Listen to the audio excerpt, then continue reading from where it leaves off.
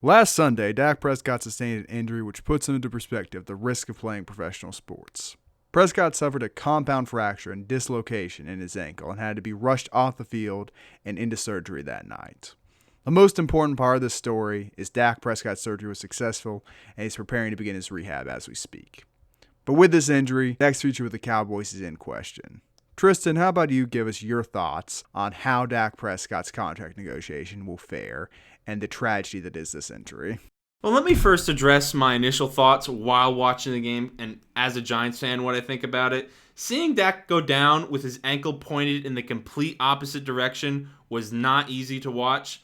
Not only because it was a bit gruesome, it wound up being a compound fracture, but my brain immediately didn't go, oh, now the Giants can win. Fuck the Cowboys. It went, this man bet on himself last year, didn't sign an extension, bet on himself again this year, signed the franchise tag, and was carrying the worst defense in the NFL. I know where Isaiah is going to go with this when he responds to me. I said he should have signed the contract they offered him, but he was proving to be worth whatever the contract they were going to offer him and more this season with what he was doing. One of the statistically best quarterbacks in the NFL just has an atrocious defense. Who knows? He may never reach the level of play he was heading towards before this injury. I think he was doing fantastic. And I do not care if Jerry Jones says Dak Prescott is still in their future plans. Of course he would be in their future plans. Him on any team would be on any team's future plans. He has been the most popular player for the Dallas Cowboys since he entered the NFL. If he were not in their future plans, there'd be an uproar from all Dallas Cowgirl fans. This doesn't mean he's going to compensate Dak substantially. Dak is going to receive a lot less money than the Cowboys initially offered him. I feel bad for him. He bet on himself. You like to see it. I know Isaiah is going to slander me because I'm changing my opinion on it, but I think with the way he was playing this year, he was on pace to get a better contract, and he just got injured. What I'm about to say is going to sound emotionless, so I'm going to preface it with this.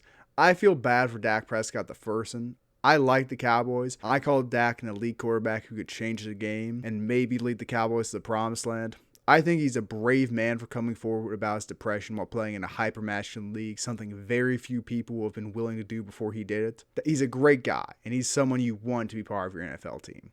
I do not feel sorry for the position he's in with his contract. Dak Prescott was reportedly offered a 5-year, $175 million contract extension.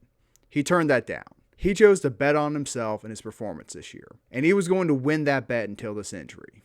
Now he's lost it. The NFL is a business, and Jerry Jones should feel no obligation to reoffer Dak the same contract he offered last season. It's a very sorry state of affairs, but Dak Prescott is going to be set for life, and he will be paid money. May not be as much, and if you think you are worthy of as much, leave the Cowboys. It would be this smart move if you can go somewhere else and get a bigger contract. If you think that Jerry Jones is going to continue to undervalue what you think you're worth, leave the Cowboys and go somewhere where you can be successful. All this doesn't change the fact, though, that Dak Prescott is going to come back. He's going to win the comeback player of the year, and he's going to finish third in MVP voting next year.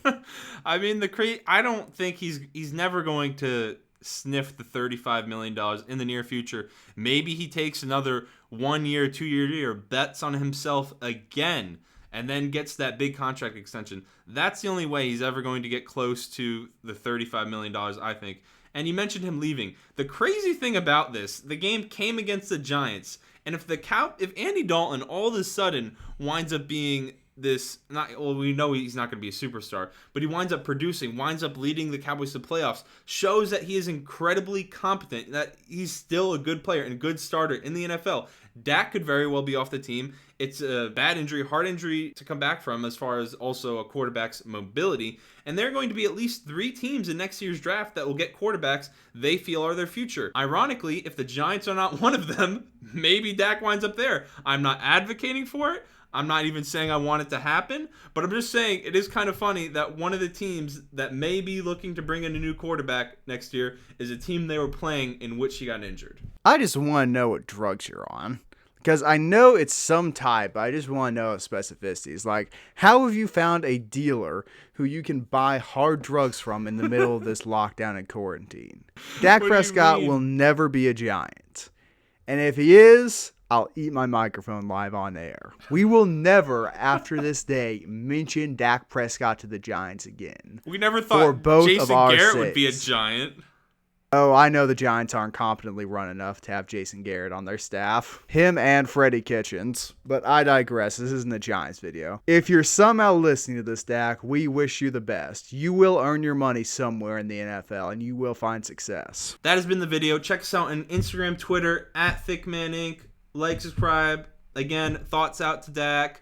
Leave a comment. If you're listening on Anchor or listening on any audio-only platform, make sure to follow us on Instagram and Twitter again for updates.